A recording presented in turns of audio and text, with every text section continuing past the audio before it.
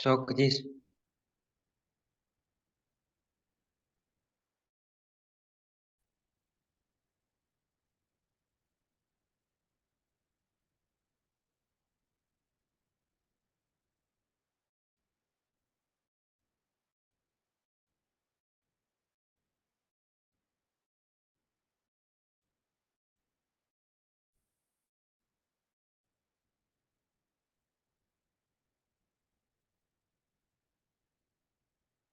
Aja Jis deh, sok buat. Keluar.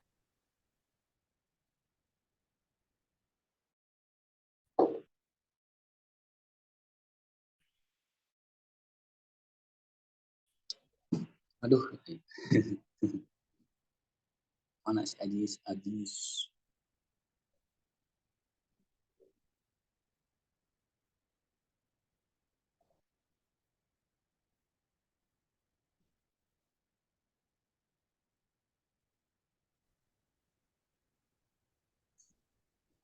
Tes, tes.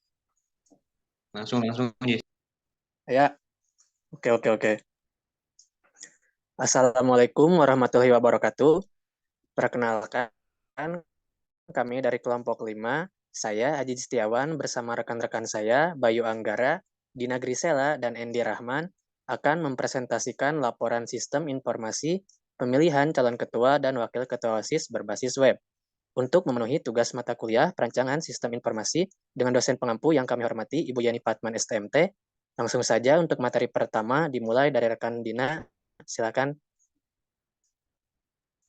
Baik, terima kasih kepada moderator.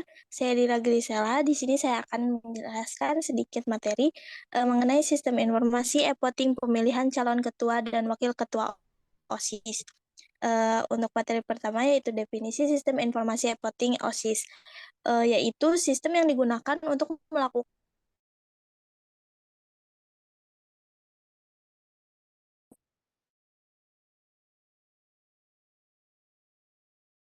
pemilihan informasi dan komunikasi untuk memfasilitasi proses pemilihan dengan efisien dan transparan.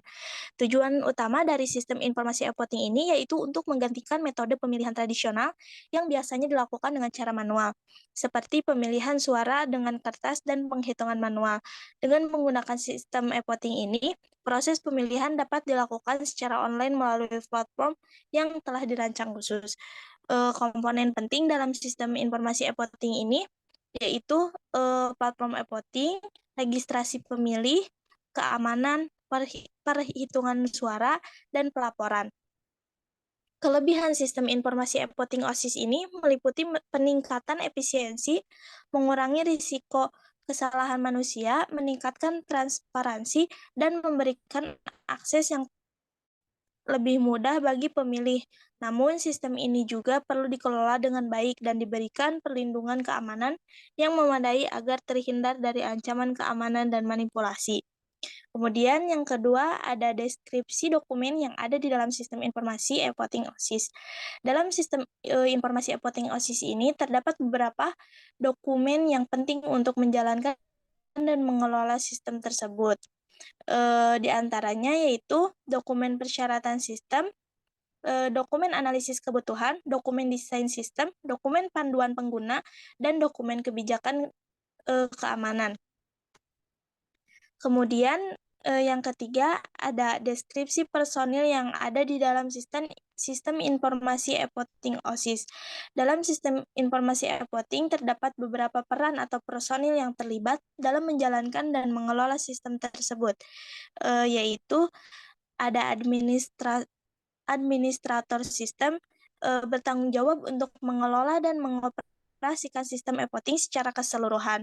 Yang kedua, ada pengembang perangkat lunak bertanggung jawab untuk merancang, mengembangkan, dan mengimplementasikan sistem e-voting. Kemudian yang ketiga ada pengguna atau pemilih, yaitu individu yang menggunakan sistem e-voting untuk memberikan suara mereka dalam pemilihan. Kemudian yang terakhir ada tim pendukung teknis, yaitu memberikan bantuan teknis kepada pengguna dan pemilih terkait pengguna sistem e-voting. Setiap personil dalam Sistem informasi e-voting memiliki peran dan tanggung jawab masing-masing untuk memastikan sistem berjalan dengan baik, aman, dan memenuhi kebutuhan pengguna. Kolaborasi antara personil ini sangat penting dalam pengelolaan sistem e-voting yang yang efektif dan efisiensi.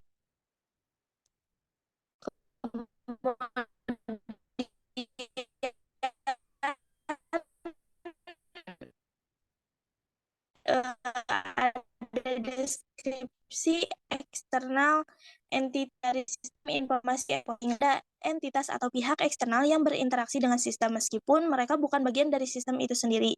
Berikut beberapa deskripsi dari eksternal entity yang terlibat dalam sistem informasi e-voting, yaitu pemilih. Pemilih adalah eksternal entity utama dalam sistem e-voting OSIS. Mereka adalah siswa atau anggota OSIS yang memenuhi syarat dan memberikan suara dalam pemilihan.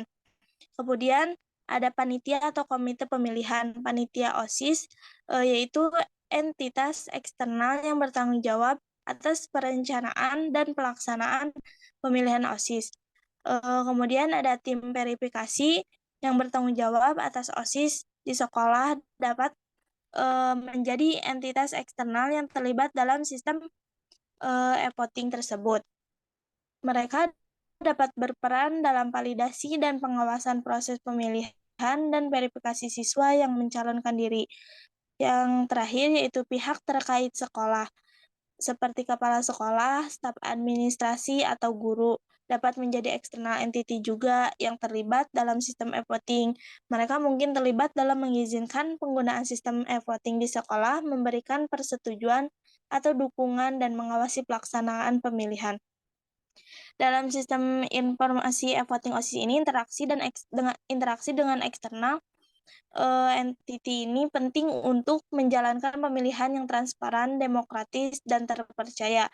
Sistem e-voting harus dirancang dan dikelola dengan mempertimbangkan kebutuhan dan persyaratan dari eksternal entity ini. Saya kembalikan kepada moderator. Terima kasih kepada rekan Dina atas pemaparannya. Untuk materi selanjutnya akan diteruskan oleh rekan Bayu. Silahkan. Iya, baik. Terima kasih banyak. Sebelumnya, apakah suaranya sudah terdengar? Sudah ada. Oke, baik. Oke, saya lanjutkan penyampaian dari Dina ya. Yang kelima adalah deskripsi proses yang ada di dalam sistem informasi e-voting OSIS. Yang pertama, ada pendaftaran pemilih, yang di mana proses ini dimulai dengan pendaftaran pemilih, ya di mana pemilih yang memenuhi syarat harus mendaftar ke dalam sistem e-voting. Nah, pemilih akan mengisi informasi pribadi dan autentifikasi identitas mereka. Nah, setelah verifikasi, pemilih akan diberi akses ke sistem untuk dapat memberikan suara. Yang kedua adalah kampanye dan informasi pemilihan. Sebelum pemilihan dilakukan, proses kampanye dan penyebaran informasi tentang calon dan platform mereka biasanya dilakukan. Nah, sistem e-voting ini dapat menyediakan ruang bagi calon untuk mempromosikan diri mereka, membagikan visi, misi, dan program kerja mereka kepada pemilih melalui website ya atau platform yang telah disediakan. Yang ketiga adalah pemilihan suara. Nah, pada hari pemilihan yang telah terdaftar dapat mengakses sistem e-voting menggunakan kredensial mereka atau hak akses mereka. Mereka akan melalui proses autentikasi untuk memastikan keabsahan suara. Setelah masuk, pemilih dapat memilih calon favorit mereka dengan memberi suara melalui halaman dalam e-voting tersebut.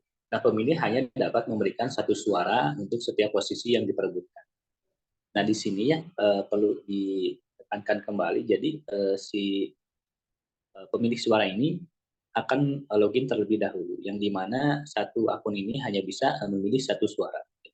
Yang keempat adalah perhitungan suara. Setelah pemilihan selesai, sistem e-voting akan secara otomatis menghitung suara yang diberikan oleh pemilih.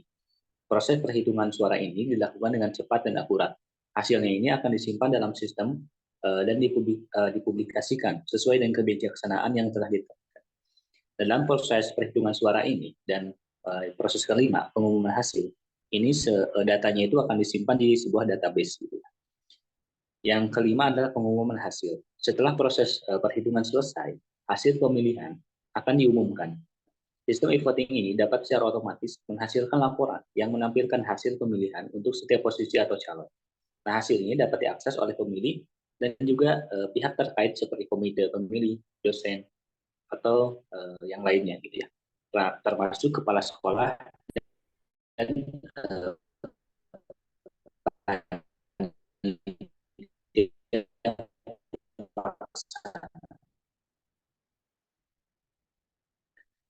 lalu satu titik informasi dalam sistem informasi ini berisi mengenai surat keputusan dari kepala sekolah mengenai instruksi pelaksanaan pemilihan ketua dan calon ketua OSIS tahun angkatan berikutnya. Yang kedua adalah data pemilih. Nah, sistem e-voting ini menyimpan data pemilih yang terdaftar, termasuk informasi pribadi seperti nama, nomor identifikasi siswa, kelas, dan informasi kontak seperti alamat email ataupun nomor telepon.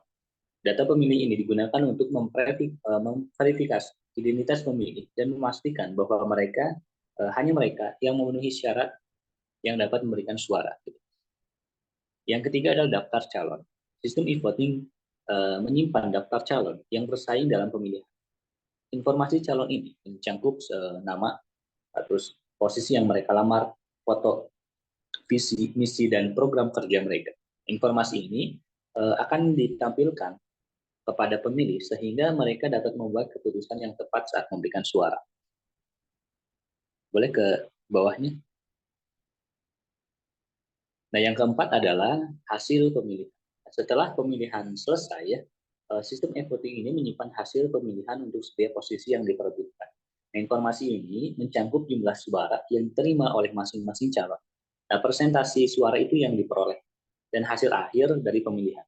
Nah, hasil ini dapat digunakan untuk pengumuman resmi dan evaluasi lebih lanjut. Yang kelima adalah log aktivitas. Ya, ini catatan ya, sebuah histori gitu ya, terjadinya proses pemilihan. Yang keenam ini adalah pengaturan sistem. Jadi informasi pengaturan sistem ini meliputi konfigurasi teknis dan fungsional sistem gitu ya, mencangkup pengaturan keamanan, pengaturan jadwal pemilihan, persyaratan pendaftaran pemilih, dan pengaturan lainnya. Lalu yang ketujuh adalah laporan dan statistik. Nah, gitu ya. Ini adalah sebuah laporan ya mengenai terkait pemilihan gitu ya. Lalu yang 1.7 boleh ke bawah lagi. Nah, di sini ada diagram konteks ya. Yang pertama ada 3 buah entitas ya. Yang pertama itu kepala sekolah, di mana kepala sekolah ini tadi mengeluarkan surat keputusan mengenai pemilihan ya, instruksi pemilihan calon ketua dan wakil ketua OSIS angkatan berikut. Yang di mana surat tersebut akan disebarluaskan kepada masyarakat SMA atau siswa SMA. Yang di mana siswa SMA ini merupakan entitas kedua gitu dari dalam sistem ini. Lalu ada panitia ya. Setelah panitia mendapatkan kabar ya bahwa kepala sekolah ini mengeluarkan surat keputusan gitu ya, maka akan membentuk sebuah panitia gitu. Dan panitia akan mengadakan sebuah program gitu ya, sebuah kegiatan mengenai pemilihan gitu, pemilihan calon dan ketua OSIS. Ke bawahnya boleh. Nah, lalu ada DFD level 1 ya. Ini lebih lengkapnya ya, alur daripada sistem informasi e-voting OSIS. Yang pertama ya, tadi ya kepala sekolah ini mengeluarkan surat ya keputusan mengenai OSIS gitu ya, pemilihan ketua dan wakil ketua OSIS yang akan disebarluaskan kepada siswa. Ini ya, sini dulu satu akan disebarluaskan kepada siswa. Nah, lalu sistem ini akan membentuk sebuah panitia ketika surat SK ini sudah dikeluarkan oleh si kepala sekolah. Lalu panitia akan membuat sebuah surat edaran kembali ya mengenai teknis dan tata cara dan kapan akan dilaksanakan pelaksanaan pemilihan calon ketua dan wakil ketua OSIS yang akan disebarkan juga kepada siswa. Nah, setelah surat itu tersebarkan luas kepada siswa, ya, maka siswa ini dapat mencalonkan diri gitu ya menjadi calon ketua ataupun wakil ketua OSIS. Yang dimana terdapat sebuah berkas-berkas yang harus dikumpulkan terlebih dahulu. Nah, setelah berkas itu sudah dikumpulkan, maka akan diproses oleh tim verifikasi atau panitia ya tadi ya, sebuah entitas dari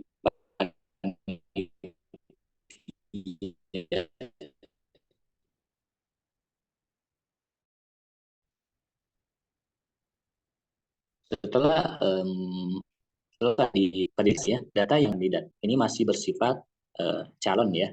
Lalu data tersebut akan dilaporkan kepada panitia. Nah, dalam waktu tertentu panitia ini akan memproses siapa saja yang masuk kepada tahap selanjutnya.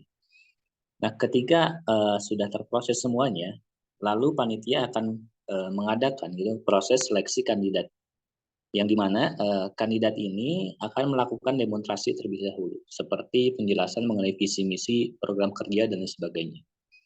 Nah, setelah itu, siswa ini dapat mulai untuk voting ya, si bakal calon ketua dan wakil ketua OSIS.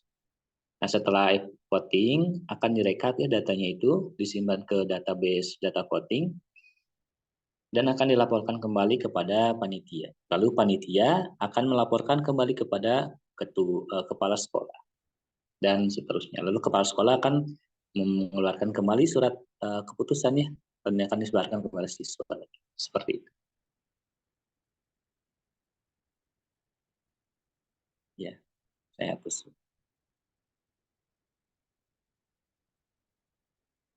Oke.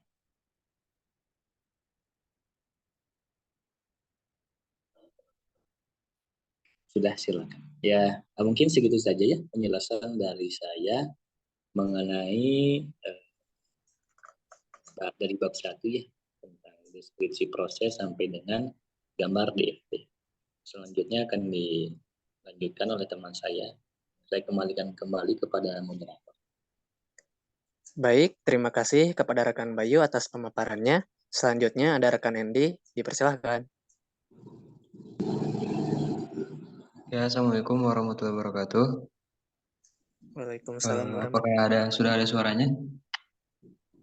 Sudah. Siap. Perkenalkan, nama saya Endi Rahman Muhammad ya. Terima kasih kepada moderator yang Arifnan Budiman yang sudah memberikan saya waktu untuk menjelaskan.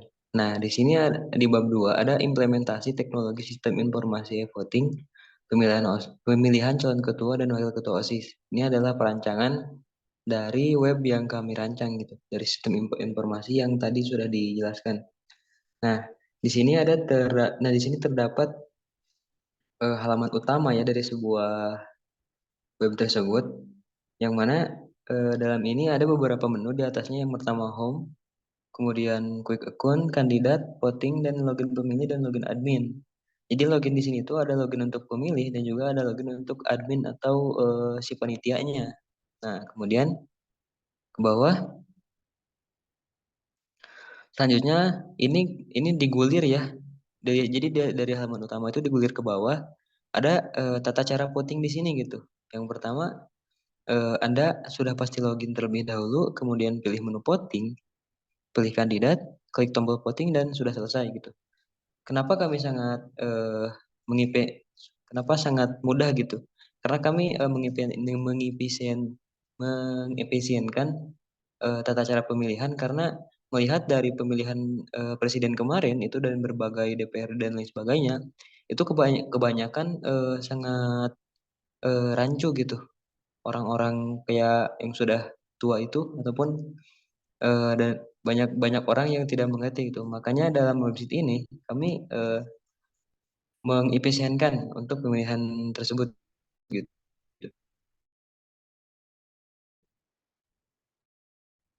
Nah, halaman tampilan dari si tombol lihat kandidat dari menu kandidat di sini, yang mana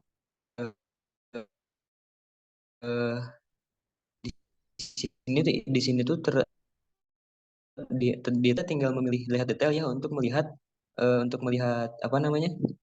Untuk melihat visi misi dan hal lain sebagainya gitu dari data diri si kandidat tersebut atau si kandidat yang sudah terpilih kandidat ya.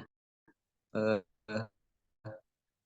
ada fotonya, kemudian namanya, kemudian di sini ada nomor urut, nama lengkap, dan di sini ada keterangannya. Ini adalah data-data perorangan. Di sini tuh ada visi misi dan keterangan lain-lainnya.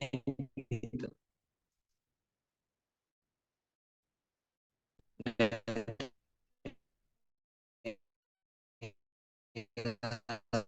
Halaman ini,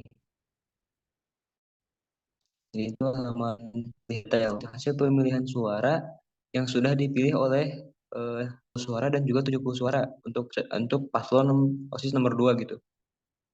Jadi di sini tuh adalah untuk melihat apa namanya suaranya gitu yang sudah dipilih. Ini adalah menu dari quick count. Kemudian yang selanjutnya ada halaman apa sih ketika kita memilih ya, ketika kita sudah ingin memilih lagi gitu, ingin melihat gitu. Ketika kita ingin memilih si calon kandidat. Nah, kita tuh harus di sini ada peringatan kita harus login terlebih dahulu gitu.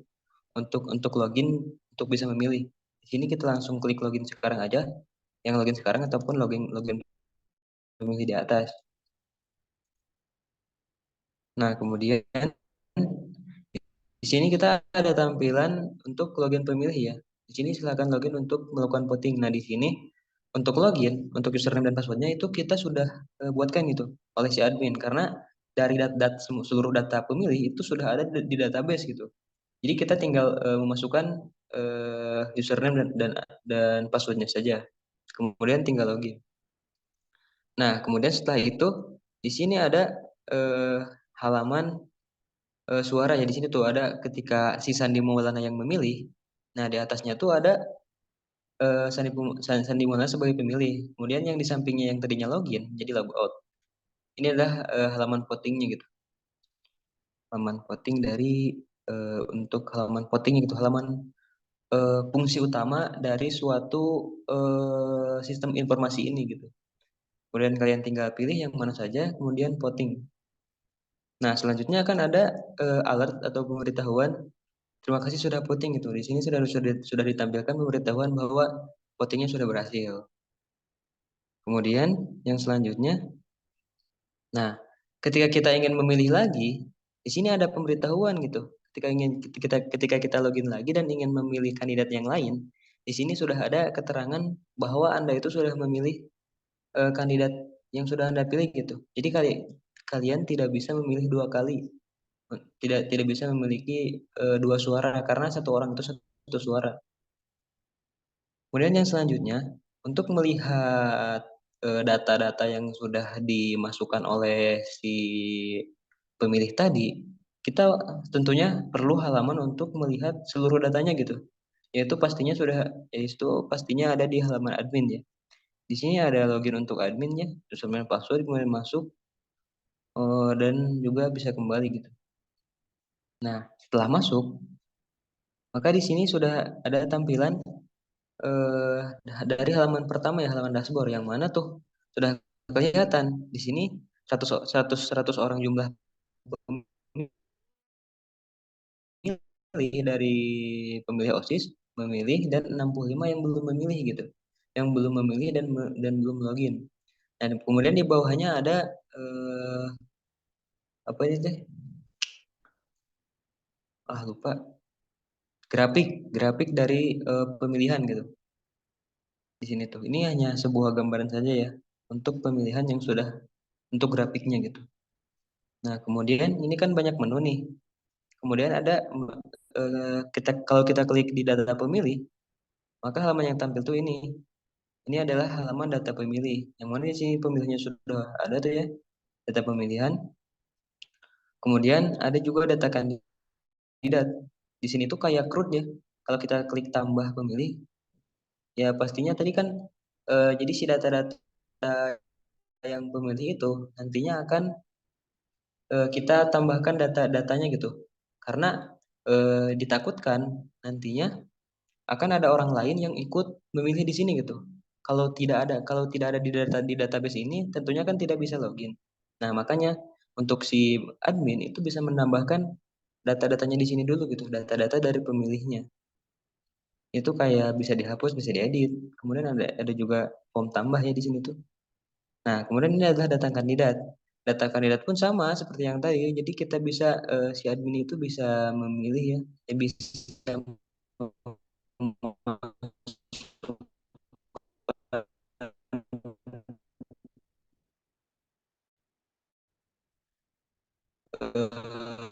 apa data-data di sini, fotonya, kemudian tambah kandidat. Nah, ketika kita klik tambah kandidat, di sini tuh ada formulir tuh, ada form kode paslon nomor berapa, kemudian namanya siapa, dan ini untuk visi misinya gitu. Jadi nantinya akan langsung menjadi seperti ini. Nah, gitu. Nah, begitupun dengan menu data votingnya gitu. Di sini adalah data-data yang sudah memvoting gitu. Di sini ada waktu votingnya kapan gitu. Ada waktu votingnya, kemudian ada pemilihannya gitu. Pemilihnya siapa, dan lain sebagainya. Nah, kemudian yang selanjutnya, di menu selanjutnya, itu ada data user, yang mana adalah data-data untuk si pengelola admin ini gitu. Admin yang bisa mengakses gitu. Kemudian yang selanjutnya, ya sudah ya, untuk logout ya tinggal kita klik logout, klik logout, kemudian akan langsung tampil ke halaman pertamanya gitu. Nah, sudah ya. Nah, mungkin itu sih dari implementasi sistem perancangan pemilihan calon ketua OSIS dan wakil ketua OSIS. Ini hanya sebuah perancangan desain ya, yang mana nantinya kalau kita ada kelanjutan, nantinya kita akan membuatkan sebuah websitenya gitu. Dan intinya dari data-data ini semuanya itu kayak CRUD ya, kayak create, delete, yang kayak gitu ya. Nah, mungkin itu penjelasan dari saya mengenai pengimplementasian desain ini. Untuk selebihnya yaitu tentang kesimpulan. Mungkin sebelum itu saya kembalikan dulu ya kepada Pak Moderator. Terima kasih. Baik, terima kasih rekan Endi atas pemaparannya. Selanjutnya, saya akan memberikan kesimpulan ringkasnya. Di sini ada kesimpulan, sistem informasi pada aplikasi e-voting memiliki peran penting dalam mendukung proses pemilihan yang efisien, transparan, dan dapat dipercaya. Sistem informasi dapat memberikan manfaat seperti meningkatkan efisiensi, transparansi, keamanan, akurasi, analisis data, dan partisipasi pemilih. Ke bawahnya lagi.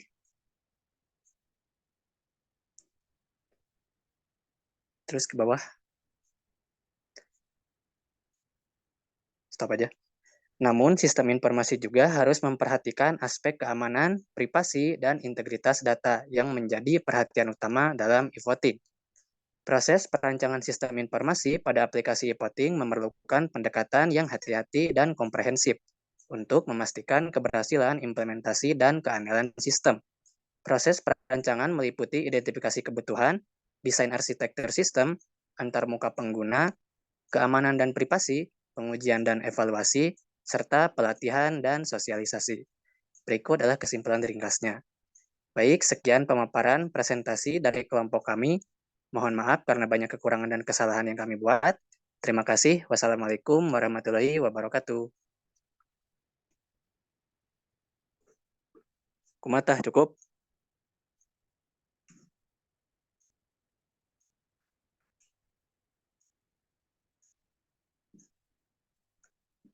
Waalaikumsalam warahmatullahi wabarakatuh.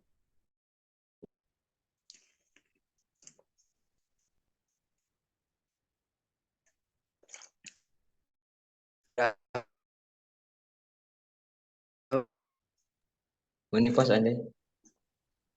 Dengan 8 menit deh. Ya. Mata kurang biar diringkas cepat gak? Mau kaburu mau dibaca kabeh.